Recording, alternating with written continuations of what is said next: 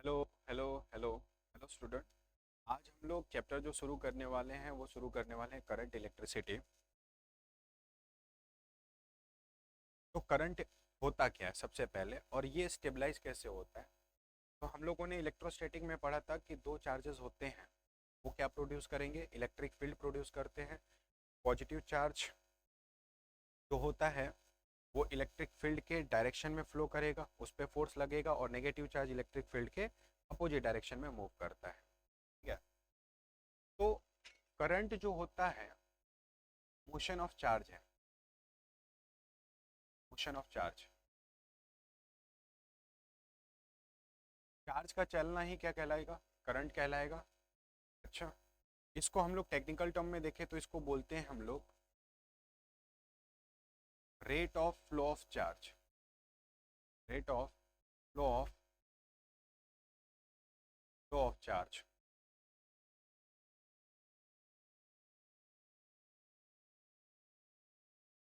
Rate of flow of charge.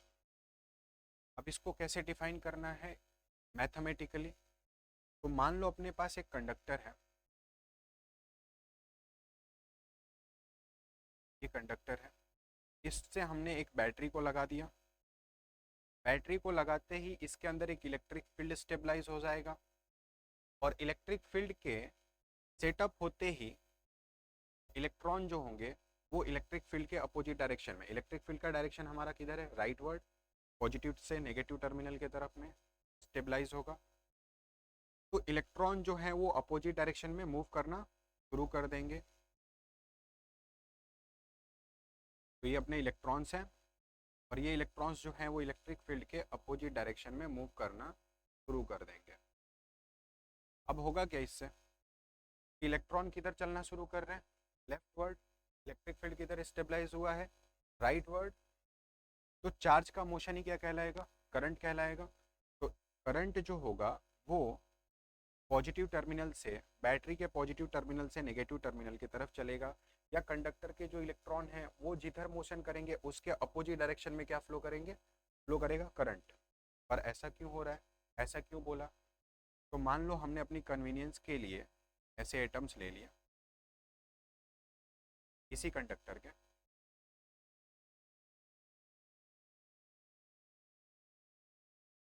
और इसमें होगा क्या, इन एटम्स के सराउंडिंग में मान लो फ्री इलेक्ट्रॉन्स हैं, और हमने इधर इलेक्ट्रिक फील्ड को अप्लाई कर दिया। और जैसे ही इलेक्ट्रिक फील्ड आया, इलेक्ट्रिक फील्ड के अपोजिट डायरेक्शन में क्या चलेंगे, इलेक्ट्रॉन्स चलेंगे। तो ये इलेक्ट्रॉन पुल होके किधर आया, इस साइड। तो ये क्या बन जाएगा, पॉजिटिव आयन। ये पॉजिटिव आयन इस इलेक्ट्रॉन को लेफ्ट वर्ड पुल करेगा, तो ये भी क्या बन जाएगा, पॉजिटिव आयन। ये ये पॉजिटिव आयन इस इलेक्ट्रिक फील्ड को, क्योंकि ये पॉजिटिव चार्ज बन गया तो ये इलेक्ट्रॉन को किधर खींचा, लेफ्ट वर्ड, ये भी बन गया पॉजिटिव आयन। सिमिलरली यहाँ पे भी वही सेम ऑर्डर फॉलो हो रहा है, इलेक्ट्रॉन किधर चला, इलेक्ट्रिक फील्ड के अपोजिट डायरेक्शन में, तो ये पॉजिटिव आयन बन गया। ये पॉजिटिव बना तो इलेक्ट्रॉन को पुल करेगा, तो ये इलेक्ट्रॉन आगे आया तो ये बन गया पॉजिटिव, और ऐसा ही चलता रहा। तो हम लोग ये बोल सकते हैं कि इलेक्ट्रॉन किधर चल रहा है, लेफ्ट वर्ड। तो इलेक्ट्रॉन नेगेटिव चार्ज किधर चला, लेफ्ट वर्ड, पॉजिटिव चार्ज किधर चला, राइट वर्ड। ऐसा तो हम बोल सकते हैं ना कि इधर इलेक्ट्रॉन इधर आ रहे हैं तो पॉजिटिव चार्ज राइट साइड में क्रिएट हो रहा है। तो हम लोग ये बोल सकते हैं कि पॉजिटिव चार्ज के डायरेक्शन को हम लोग क्या बोल देंगे, करंट का डायरेक्शन, की जिधर पॉजिटिव चार्ज चल रहा है, या हमारा परसेप्शन तो ये आ रहा है पॉजिटिव चार्ज राइट साइड में चल रहा है, और नेगेटिव चार्ज किधर चल रहा है, लेफ्ट साइड में चल रहा है। तो करंट का जो डायरेक्शन होगा हमेशा लो higher potential to lower potential होगा। ठीक है। अच्छा, ये हुआ कैसे। तो मान लो अपने पास एक नॉर्मल कंडक्टर था, नॉर्मल कंडक्टर, इसमें कुछ भी हम लोगों ने कोई भी एक्सटर्नल सोर्स अप्लाई नहीं किया है, कोई भी एक्सटर्नल सोर्स अप्लाई नहीं किया है, तो इसके जो इलेक्ट्रॉन्स होंगे वो रैंडम ऑर्डर में मूव करेंगे।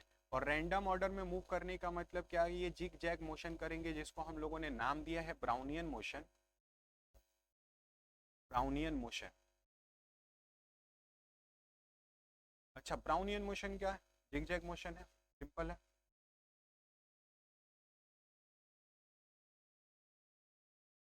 ठीक है। तो जो कंडक्टर है उसके अंदर जो फ्री इलेक्ट्रॉन्स है वो बिल्कुल वैसे ही बिहेव करते हैं जैसे कि एक कंटेनर में गैस के मॉलिक्यूल्स हैं, वो रैंडम ऑर्डर में मूव करते हैं। अगर आप पूरे दरवाजे को, हर चीज को बंद रखो तो कोई भी गैस के मॉलिक्यूल है वो बाहर मूव नहीं करेंगे। सिमिलरली यहाँ पे जो फ्री इलेक्ट्रॉन है वो बिल्कुल गैस के मॉलिक्यूल की तरह बिहेव करेंगे, और ये कोई एक जोन में ही रैंडम मोशन कोलिजन करते हुए वो कोई एक जोन में ही मूव करते रहते हैं। आगे हम लोग इसी टर्म से या इसी कॉन्सेप्ट से हम लोग ड्रिफ्ट वेलोसिटी का एक टर्म डिफाइन करेंगे कि जो इलेक्ट्रॉन है, ये electron through out the conductor travel नहीं करता है, वो ऐसे ड्रिफ्ट करते रहते हैं, या एक उनका फाइनाइट डिस्प्लेसमेंट होता रहता है एक एवरेज टाइम के में, जिसको हम लोग रिलैक्सेशन टाइम बोलेंगे। ठीक है, तो गैस मॉलिक्यूल जो हैं, या सॉरी, जो फ्री इलेक्ट्रॉन्स हैं, फ्री इलेक्ट्रॉन्स बिहेव्स लाइक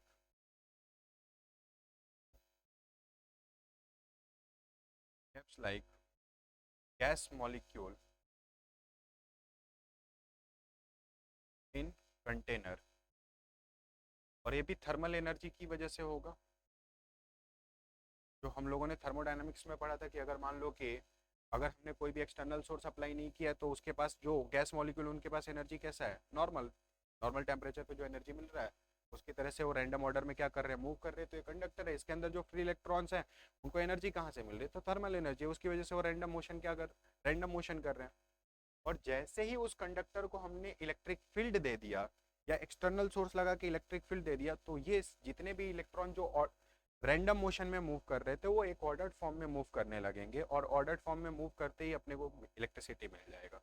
ठीक है, अब ये जो rate of flow of charge बोला, इसको हम लोग डिफाइन करते हैं तो एक एवरेज करंट का टर्म होता है, इसको हम लोग कैसे डिफाइन करेंगे, एवरेज करंट इसको हम लोग लिखेंगे टोटल चार्ज फ्लो अपॉन में टोटल टाइम। यहाँ पे एक क्रॉस सेक्शन बनाना है अपने फिजिबिलिटी के हिसाब से, आप बनाइए। और इस क्रॉस सेक्शन से एक सेकेंड में कितने नंबर ऑफ इलेक्ट्रॉन क्रॉस किए, याद रखना करंट हमेशा एक सेकेंड में देखेंगे।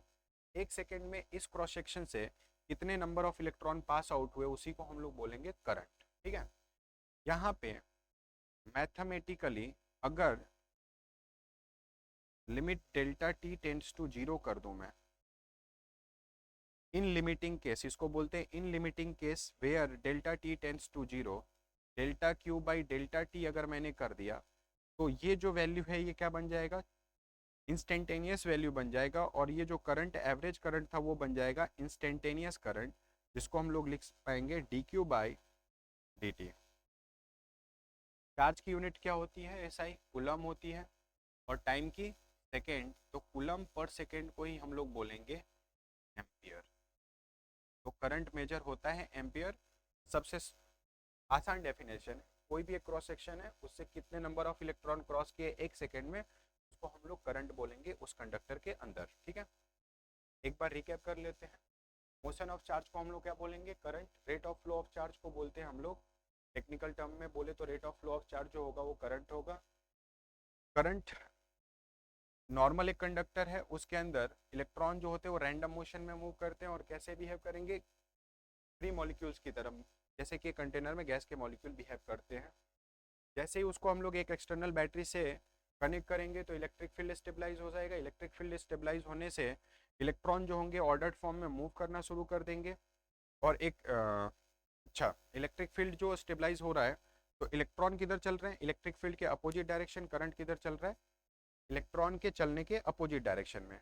हमने एनालॉजी क्या लिया कि जो इलेक्ट्रॉन है यहाँ पे एटम्स बनाए, एटम्स हमने यहाँ पे बनाया, इलेक्ट्रिक फील्ड स्टेबलाइज किया तो उनके सराउंडिंग में जो फ्री इलेक्ट्रॉन है वो इलेक्ट्रिक फील्ड के अपोजिट डायरेक्शन में मूव किए, तो पॉजिटिव आयंस किधर क्रिएट हो रहा है, राइट वर्ड। तो हम लोग ये बोल सकते हैं कि इधर पॉजिटिव चार्ज चल रहा है उधर ही करंट का डायरेक्शन है, क्योंकि सबसे इंपॉर्टेंट टर्म क्या है, मोशन ऑफ चार्ज।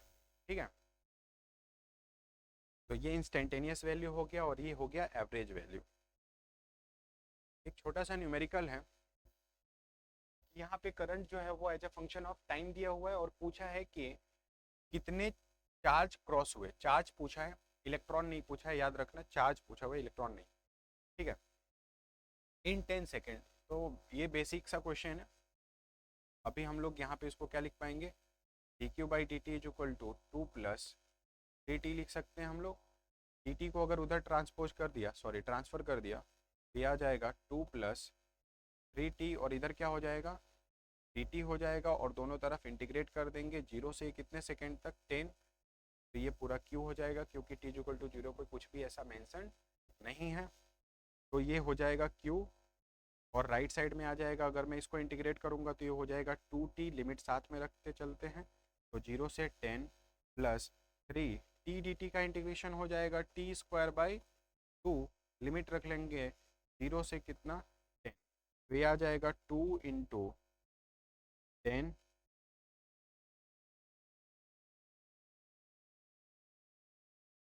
प्लस ये हो जाएगा 3/2, और ये हो जाएगा 10²। 10² कितना हो जाएगा 100, जीरो रखने की जरूरत है नहीं क्योंकि जीरो ही आएगा। अब इसको मैं अगर यहाँ पे कट करूँ तो ये हो जाएगा 50, तो ये आ जाएगा 20 और 150, 170 कूलम।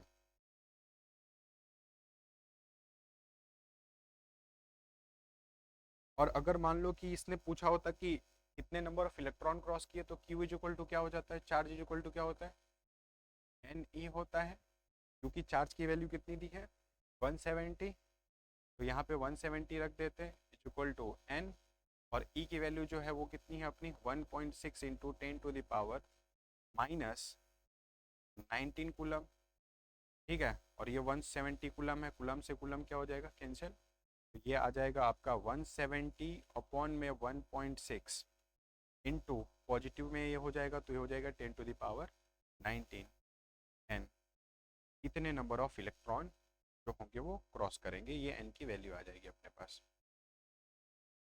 ठीक है। तो ये आंसर हो जाएगा, हालांकि वो पूछा नहीं था।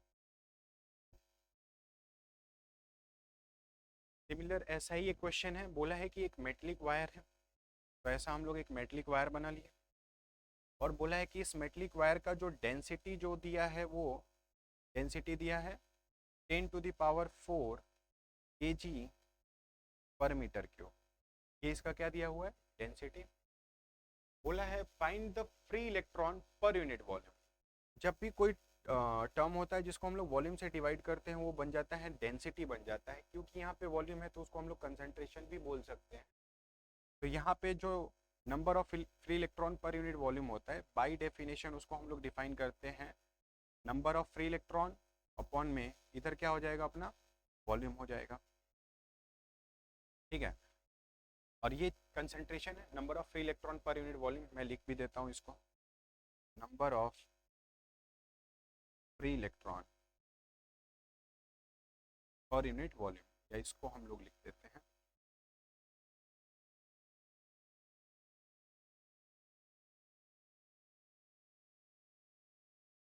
ये हो जाएगा number of free electron, number of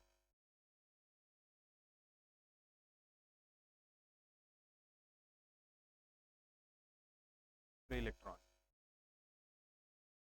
आप लोगों ने एक एवोगैड्रो नंबर पढ़ा था, उसमें हम लोगों ने पढ़ा था कि जो नंबर ऑफ मोल होता है, अच्छा इसमें कंफ्यूजन नहीं होना, यहाँ पे रिप्रेजेंटेशन क्या किसका है symbol, number of free electron per unit volume, या इसको हम लोग बोल सकते हैं कि नंबर डेंसिटी है, नंबर डेंसिटी,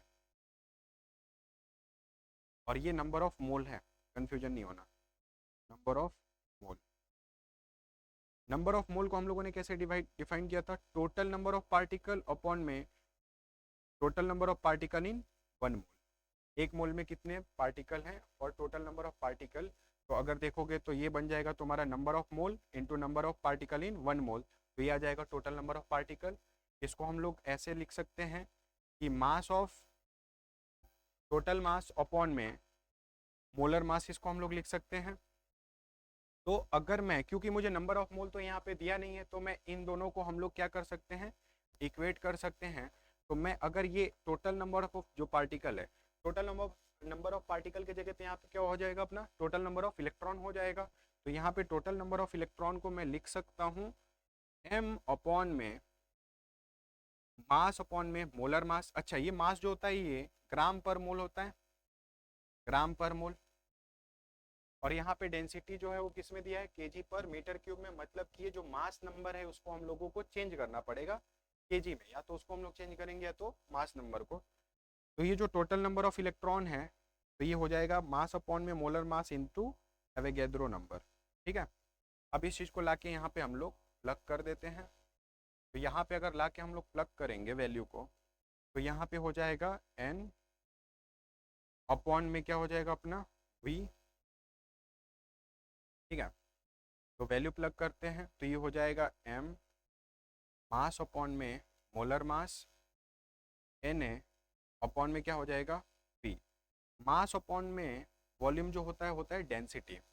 तो अगर मैं इसको लिखूं तो ये आ जाएगा डेंसिटी अपॉन में molar mass into Avogadro number. ये फॉर्मूला आप लोग याद रखना। ऐसा सिमिलर इसी पे एचसीवी का क्वेश्चन नंबर 5 है, अगर मुझे याद है तो क्वेश्चन नंबर 5 इसी कॉन्सेप्ट पे है एक्सरसाइज का। तो इसको हम लोग लिख सकते हैं यहाँ से, ये n जो है वो कितना हो जाएगा, तो डेंसिटी कितना दिया है 10⁴। क्लियर है। और देखो डेंसिटी किस में दिया है, केजी पर मीटर क्यूब में। मैं साथ में यूनिट लिखते जा रहा हूँ। हालांकि ये बहुत ही आसान सवाल है, इसमें बहुत ज़्यादा टाइम नहीं लेना अपने को। ठीक, मास यहाँ पे देखो मास नंबर जो दिया है ना मोलर मास, ये ग्राम पर मोल में होता है तो अपने को चेंज करना पड़ेगा केजी में। ठीक है, तो ये कितना है आपका 100, और क्योंकि ग्राम में होता है तो उसको चेंज करेंगे केजी में, तो कितना मल्टीप्लाई कर देंगे 10⁻³ से into Avogadro number. Avogadro number की वैल्यू होती है 6.02 इंटू 10⁻23। ठीक है, तो ये n की वैल्यू जो है वो आ जाएगी यहाँ से, ये हो जाएगा 10⁻3 में से 2 गया, 1 बचेगा और वो माइनस में होगा तो ये हो जाएगा 10⁻5 हो जाएगा, और ये हो जाएगा 6.02 इंटू 10⁻23। तो ये हो जाएगा n की वैल्यू 6.02 इंटू 10⁻28। इतने, ये आंसर है, आंसर भी यही है। हाँ, ये हो जाएगा इतने नंबर ऑफ इलेक्ट्रॉन है पर यूनिट वॉल्यूम में, इलेक्ट्रॉन पर यूनिट वॉल्यूम। ठीक है, सेम कॉन्सेप्ट पे। अच्छा, अब कोई क्वेश्चन नहीं है तो ये बिल्कुल, ये ऐसा आपको एचसीवी में एक दो एक्सरसाइज के शुरुआत में ऐसे सवाल दिख जाएंगे आपको न्यूमेरिकल्स, और ये फॉर्मूला याद रखना, ये बहुत ज़्यादा यूज होता है यहाँ से, ये जो हमने डिराइव किया। ठीक है, अच्छा, करंट जो है, करंट के अंदर यहाँ पे क्या है, डायरेक्शन है higher potential to lower potential. पर करंट जो होता है वो वेक्टर एडिशन के रूल को फॉलो नहीं करता। इसके लिए करंट को हम लोग वेक्टर नहीं बोलते हैं। ऐसी क्वांटिटी जो जिसके अंदर डायरेक्शन है और वो वेक्टर रूल को फॉलो ना करता हो, ऐसे क्वांटिटी को बोला जाता है टेंसर। तो करंट जो है वो टेंसर क्वांटिटी है, और आप लोग ऐसा लिख सकते हैं कि ये वेक्टर रूल के एडिशन को फॉलो नहीं करता है मैग्नीट्यूड होते हुए, डायरेक्शन होते हुए भी। ठीक है, टेंसर क्वांटिटी।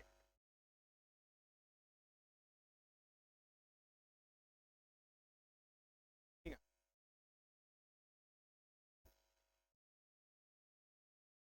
अब यहाँ पे हमने एक नया टर्म बनाया करंट डेंसिटी। ऐसा बनाने का रीजन क्या था, करंट के पास तो डायरेक्शन था। तो करंट डेंसिटी ये बताता है कि कोई भी कंडक्टर में करंट की वैल्यू जो है वो यूनिफॉर्म है या नॉन यूनिफॉर्म है। अगर मान लो कि अपने पास एक कंडक्टर है क्योंकि इसके अंदर डायरेक्शन तो है करंट के, मान लो कि इधर करंट की वैल्यू ज़्यादा है और इधर करंट की वैल्यू जो है बीच में कहीं ऐसा मान लेते हैं कि कम है। तो हम लोगों ने जो डेफिनेशन निकाला करंट का, आई क्या था, टोटल चार्ज फ्लोन अपॉन में टोटल टाइम देखा। अब सीधी बात है, यहाँ पे जितने नंबर ऑफ चार्ज यहाँ पे एंटर हुए उतने चार्ज निकले। पर इस डेटा से अपने को ये नहीं पता चलेगा कि करंट की वैल्यू जो है इस कंडक्टर में यूनिफॉर्म है कि नॉन यूनिफॉर्म है। इसके लिए हम लोग एक टर्म नया बनाए, करंट डेंसिटी। अब करंट डेंसिटी होता क्या है, तो इसको बाय डेफिनेशन कैसे बनाया गया, तो पहले तो लिखा जाएगा आई इज इक्वल टू जो करंट है उसको हम लोग कैसे लिखते हैं, इंटीग्रल वेक्टर जे डी एस। और करंट डेंसिटी को किससे रिप्रेजेंट करते हैं हम लोग, तो सिंबल जो होगा करंट डेंसिटी के लिए वो होगा जे। करंट डेंसिटी को हम लोग जे से रिप्रेजेंट करेंगे। अब है क्या कि मान लो कि ये क्रॉस सेक्शन है और इस क्रॉस सेक्शन से अगर मैं देखूं, ये क्रॉस सेक्शनल एरिया जो है इसका कितना है, अपना ए है, और करंट जो है हमारा किधर से किधर है, लेफ्ट से या higher potential to lower potential है। तो करंट की वैल्यू ऐसे, करंट ऐसे चल रहा है, hold on hold on hold on, ठीक है। तो करंट ये थोड़ा सा डल आ रहा है, चलेगा, हम लोग इसको मैनेज कर लेते हैं। तो करंट है हायर पोटेंशियल से लोअर पोटेंशियल। आप यहाँ पे देखोगे, अगर मैं यहाँ पे देखूँ जो करंट है उसका इस एरिया से कितना एंगल है, 90 डिग्री। पर अगर मैंने कोई अर्बिट्री ऐसा प्लेन ले लिया, ऐसा क्रॉस सेक्शनल एरिया ले लिया, जैसा मान लो कि ये करंट ऐसे चल रहा है और क्रॉस सेक्शनल एरिया ऐसे है, ठीक है, और ये मान लो कि एंगल कितना है, थीटा। तो सोचो ये जो करंट है ये कैसे पास आउट होगा, कौन से क्रॉस सेक्शन से, तो इसका जो प्रोजेक्टेड एरिया होगा कॉस थीटा वाला उससे करंट पास आउट होगा, और जो प्रोजेक्टेड एरिया साइन थीटा वाला है उससे कोई भी करंट पास आउट नहीं होगा। या हम लोग बोल सकते हैं इफेक्टिव एरिया। तो इफेक्टिव एरिया क्या हो जाएगा, मैं फिर से रिपीट कर रहा हूँ, ये एरिया ऐसे है, इसका कॉस थीटा वाला कंपोनेंट ऐसा होगा जो प्रोजेक्टेड एरिया है जिससे करंट जो है पास आउट होगा, पर इससे पास आउट नहीं होगा। तो ये जो करंट आई है ये कौन से एरिया से पास आउट हो रहा है, तो इसको हम लोग बोलेंगे, इसके दो प्रोजेक्टेड एरिया आएंगे।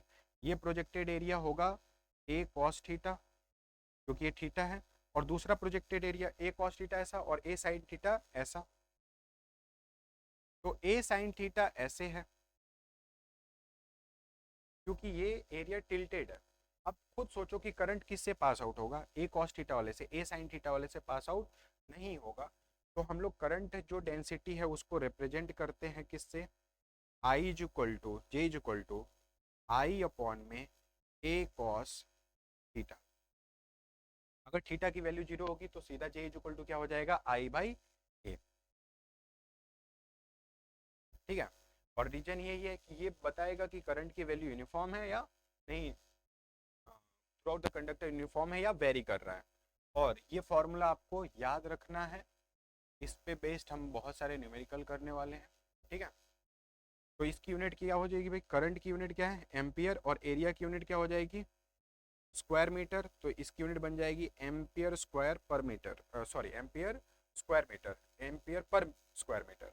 अच्छा ये पावर जो होता है उसको पहले बोलना होता है, पर इसको हम लोग बोल सकते हैं कि एम्पियर पर मीटर स्क्वायर, कोई दिक्कत नहीं है, ठीक है। थोड़ा सा इसको मैं एक बार फिर से रिपीट कर देता हूँ, अगर आपने नहीं समझा हो तो रिकैप करके देख लेना, पर मैं आपके फिजिबिलिटी के लिए वापस से रिपीट कर दे रहा हूँ। करंट जो है higher potential to lower potential stabilise हुआ। अब ये करंट जो है चार्ज ये किधर से किधर चल रहा है, हायर से लोअर। अब ये जो एरिया है अगर इसके जगह पे कोई ऐसा एरिया होता, टिल्टेड एरिया होता, तो करंट तो ऐसे था, तो इस पूरे एरिया से तो करंट पास आउट हो नहीं रहा है। मतलब मान लो कि इधर से कुछ एरोस चली, ऐसे एरोस चल रही है, अगर ये ऐसे होता तो ऐसे नंबर ऑफ एरोज इससे ज्यादा निकलते, पर अगर ये ऐसे टिल्ट हो जाए तो अब कुछ जो ऊपर वाले थे एरोस वो क्या हो जाएंगे, ऊपर ऊपर चले जाएंगे, वो तो पास आउट हुए ही नहीं। तो करंट कितने एरिया से पास आउट हुआ, तो हम लोग वहां पे प्रोजेक्टेड एरिया, ये कॉस थीटा वाले से पास आउट होगा, साइन थीटा वाले से पास आउट नहीं होगा, ठीक है। और डिफाइन कैसे कर रहे हैं करंट को, तो जे डॉट डी एस, ये फॉर्मूला आपको याद रखना है, ठीक है। अब यहाँ पे क्या बोला है, तो current density at a point मतलब वो बता रहा है कि कोई भी क्रॉस सेक्शन है वहां पे उसकी वैल्यू है जे इज इक्वल टू 2 × 10⁴। इसको हम लोग ऐसा लिख सकते हैं, आई कैप यहाँ पे मेंशन नहीं है, ठीक है, क्योंकि आंसर यहाँ पे 6 है, ठीक है, तो चेंज करना पड़ेगा, जे कैप ही ले लेते हैं क्योंकि 2 × 2 = 4 हो जाएगा, ठीक है। बहुत ही सिंपल क्वेश्चन है ये, जे कैप में ले लेते हैं, बोला find the rate of flow of charge through the cross sectional area, और एरिया वेक्टर दिया है 2i+3j। ठीक है। अच्छा, इसको हम लोग इमेजिन कैसे कर सकते हैं? तो मान लो कि एक कंडक्टर है और ये डायरेक्शन हम लोग ले लिए, ये हो गया अपना x और ये हो गया अपना y। यहाँ पे जो करंट है वो किधर फ्लो कर रहा है? तो करंट डेंसिटी है जो जो सॉरी जो जो नहीं, ये वो है 2 × 10⁴ और ये डायरेक्शन कितना है आपका जे कैप है। और एरिया वेक्टर 2i+3j है, मतलब एरिया कुछ ऐसा है, ये कुछ इस तरीके से एरिया है। उससे पूछा हुआ है कि कितना number of flow charge flow हुआ, तो सीधा है rate of flow of charge पूछा है, मतलब करंट पूछा है, तो I इक्वल टू क्या हो जाएगा? J डॉट, क्योंकि करंट करंट डेंसिटी की भी वैल्यू कांस्टेंट है और वेक्टर एस एरिया वेक्टर की भी वैल्यू जो है वो कांस्टेंट है, वेरिएबल नहीं है, तो सीधा सीधा हम लोग क्या लिख सकते हैं? J डॉट S लिख सकते हैं। क्योंकि वेरी करता है तो हम लोग क्या यूज करेंगे? I equal to integral form use करेंगे और वो हो जाएगा J डॉट ds। पर यहाँ पे करंट की वैल्यू जो है वो करंट डेंसिटी की वैल्यू कांस्टेंट है, वेरी नहीं कर रहा है, कांस्टेंट है, तो सीधा ये वाला फॉर्मूला यूज कर लेंगे। ये हो जाएगा आपका 2 × 10⁴ और ये किसमें है आपका? जे कैप डॉट एरिया वेक्टर आपका कितना है? 2i कैप+3j cap. आई का आई के साथ जीरो, आई का जे के साथ प्रोडक्ट होगा वो जीरो होगा, जे का जे के साथ 1 होता है, तो 2 × 3 = 6। अच्छा, यहाँ पे ये सेंटीमीटर स्क्वायर में दिया है, तो सेंटीमीटर स्क्वायर को हम लोग किस में चेंज कर देंगे? मीटर स्क्वायर में, तो हो जाएगा 10⁻⁻⁴। तो यहाँ पे पहले से ही हम लोग मल्टीप्लाई कर लेते हैं और इसको लिख लेते हैं 10⁻⁻⁴। तो ये हो जाएगा 2 × 3 = 6 और ये हो जाएगा 10⁻⁻⁴ और +4 क्या हो जाएगा? कैंसिल हो जाएगा, तो आंसर आ जाएगा 6 एम्पियर। ठीक है, फिर से रिपीट करते रहे, ये फॉर्मूला तब यूज करेंगे जब जे की वैल्यू क्या कर रही हो? वेरी कर रही हो एरिया वेक्टर के रिलेटेड। यहाँ पे कांस्टेंट था तो सीधा I equal to J dot S कर लेंगे। ठीक है, अब देखो यहाँ पे क्या दिया है, नेक्स्ट प्रॉब्लम जो है बोला क्या है? The current density varies, current density क्या कर रहा है? वेरी कर रहा है with R as a distance from distance of the point from the axis. If the radius, if r be the radius of the wire, then the total current flow through the any cross section. Any cross section का मतलब कि अगर एक conductor है, ऐसा एक conductor है, तो यहाँ पे कहीं पे भी एक क्रॉस सेक्शन लो, उस क्रॉस सेक्शन से किस तरीके से करंट वेरी करेगा। तो यहाँ पे जो जे की वैल्यू जो दिया है वो कितना दिया है? 3+2r, क्योंकि वेरी कर रहा है तो हम लोग इंटीग्रेशन वाला नोटेशन यूज कर लेंगे। तो I इक्वल टू क्या हो जाएगा? क्योंकि करंट ही पूछा है किसी भी क्रॉस सेक्शन से। ठीक है, तो मान लेते हैं ये क्रॉस सेक्शन है, इस क्रॉस सेक्शन में करंट जो है वो करंट डेंसिटी क्या कर रहा है? वेरी कर रहा है। तो थोड़ा सा अपने को बड़ा बना लेते हैं क्योंकि अपने को इंटीग्रेशन करना है। ठीक है, तो इसको मैं मिटा लेता हूँ।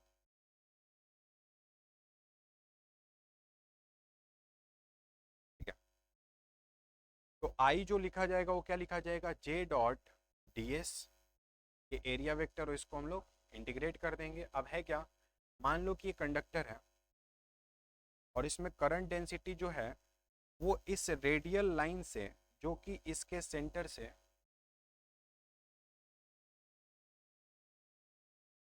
ऐसे यहाँ से आर के थ्रू ऐसे जे वेरी कर रहा है। तो अपने को पता है कि कोई भी अगर सर्कुलर क्रॉस सेक्शन है तो उसको हम लोग कैसे तोड़ते हैं, ब्रेक कैसे करते हैं? आर पे जाके क्या लेते हैं? डी आर का एलिमेंट लेते हैं।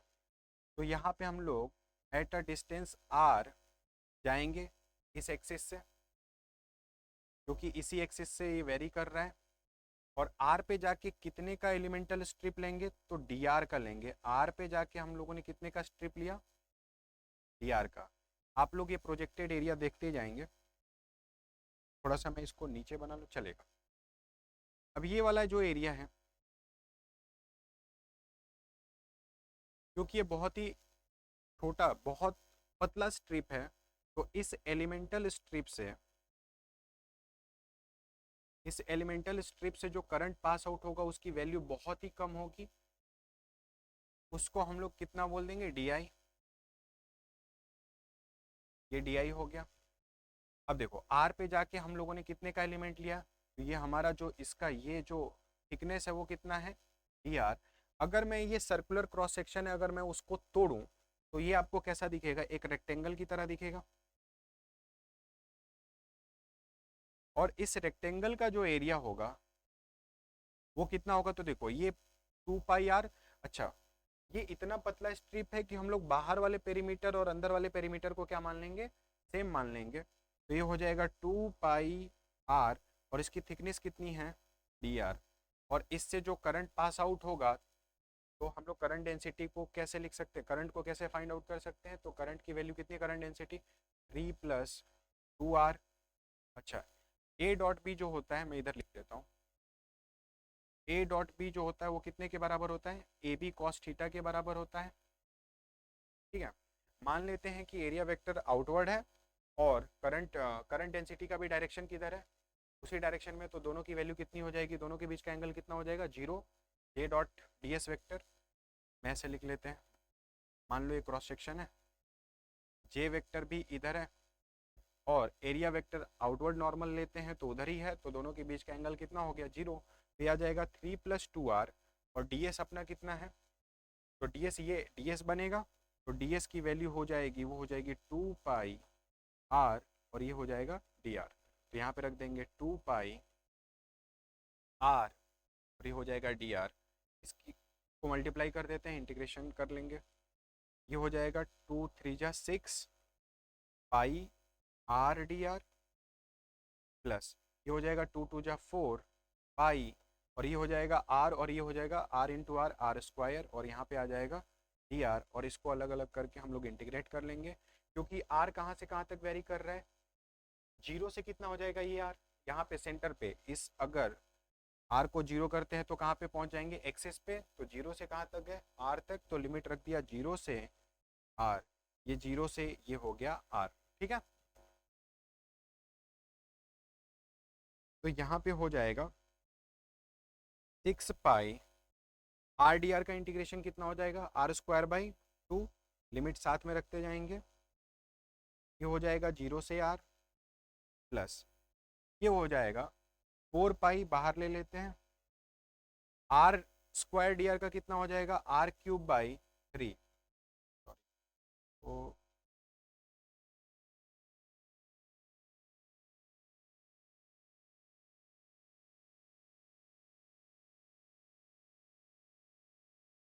प्लस ये हो जाएगा 4 पाई और इसका हो जाएगा r³ / 3, तो यहाँ पे 3 हो जाएगा और यहाँ पे क्या हो जाएगा r³, यहाँ पे 0 से r लिमिट रख लेंगे, तो ये दिख रहा है अपने को 3×2 = 6, सॉरी, तो ये हो जाएगा 3 पाई और ये हो जाएगा आपका r² प्लस 4/3 पाई और ये हो जाएगा r³। ठीक है, तो यहाँ से क्या कॉमन ले सकते हैं हम लोग,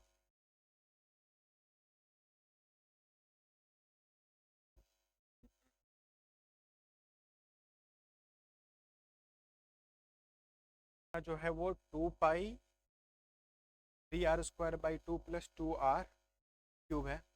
तो यहाँ पे ऐसा कर लेंगे, 2 से मल्टीप्लाई कर देंगे और 2 से क्या कर लेंगे, डिवाइड कर लेंगे, तो आ जाएगा, आंसर रिजेंबल कर रहा है। 2 से मल्टीप्लाई कर लेंगे और 2 से डिवाइड कर लेंगे तो ये हो जाएगा, इसको अंदर लेके चले जाएंगे तो हो जाएगा 3 पाई/2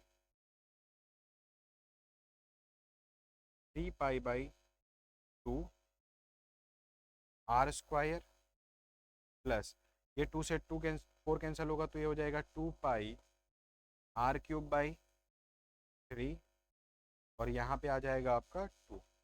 अब मैच कर रहा है, ठीक है, तो ये आपका क्या हो जाएगा, आंसर हो जाएगा। ठीक है, ये लास्ट प्रॉब्लम है सेगमेंट। इसके बाद नेक्स्ट क्लास में हम शुरू करेंगे ड्रिफ्ट वेलोसिटी को हम लोग रिलेट करेंगे और रेजिस्टेंस के बारे में हम लोग पढ़ेंगे। फिलहाल ये सवाल है, लास्ट क्वेश्चन है, लास्ट प्रॉब्लम है।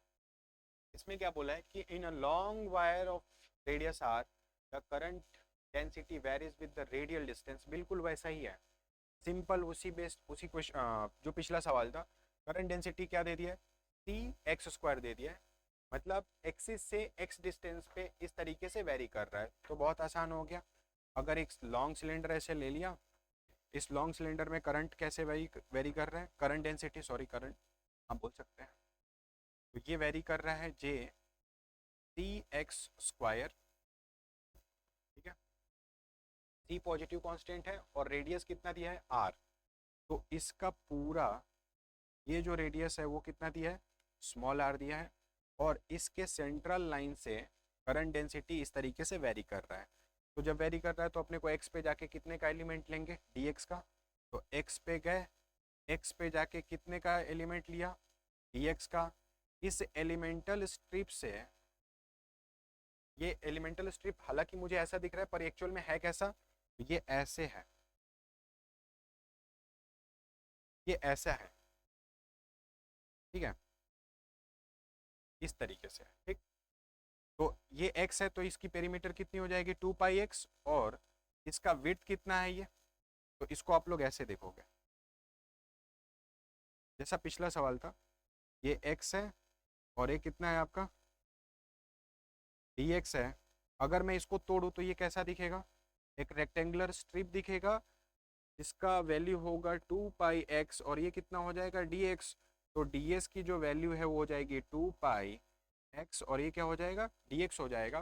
तो i की जो वैल्यू होगी वो होगी इंटीग्रल j डॉट ds, क्योंकि करंट डेंसिटी जो है उसका डायरेक्शन राइटवर्ड ले लेते हैं क्योंकि करंट किधर फ्लो कर रहा है, राइटवर्ड हमने मान लिया, और एरिया वेक्टर आउटवर्ड नॉर्मल ले लेंगे, तो दोनों के बीच का एंगल 0 हो जाएगा, तो j की वैल्यू है सी एक्स स्क्वायर, और एरिया ds जो है वो कितना हो गया आपका 2πx, और ये हो गया dx, इंटीग्रेट कर देंगे, इंटीग्रेशन 0 से कितना है, तो x की वैल्यू एक्सिस पे लेके आएंगे तो 0 हो जाएगा, और r रेडियस पे लेके जाएंगे, यहाँ पे टच करेंगे तो कितना हो जाएगा r, ये हो जाएगा 2πc,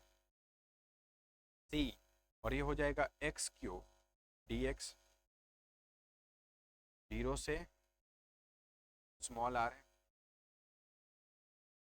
ठीक है, तो ये हो जाएगा, इसको मैं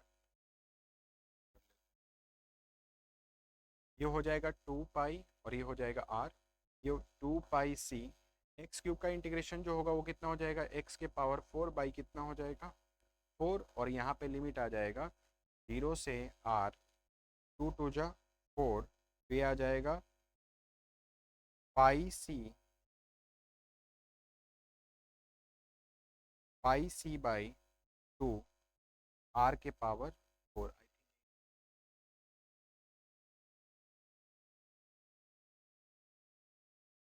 ठीक है। तो ये आज का सेगमेंट था, आज हम लोग इतना ही करते हैं, कल हम लोग जो सेगमेंट इसके आगे का उठाएंगे इसमें हम लोग ड्रिफ्ट वेलोसिटी के बारे में पढ़ेंगे, और ड्रिफ्ट वेलोसिटी को करंट डेंसिटी से रिलेट करेंगे, फिर कॉन्सेप्ट ऑफ मोबिलिटी आएगा, और फिर आगे रेजिस्टेंस, और ऐसा ही क्लासेस को हम लोग प्रोसीड करेंगे। तो थैंक यू सो मच।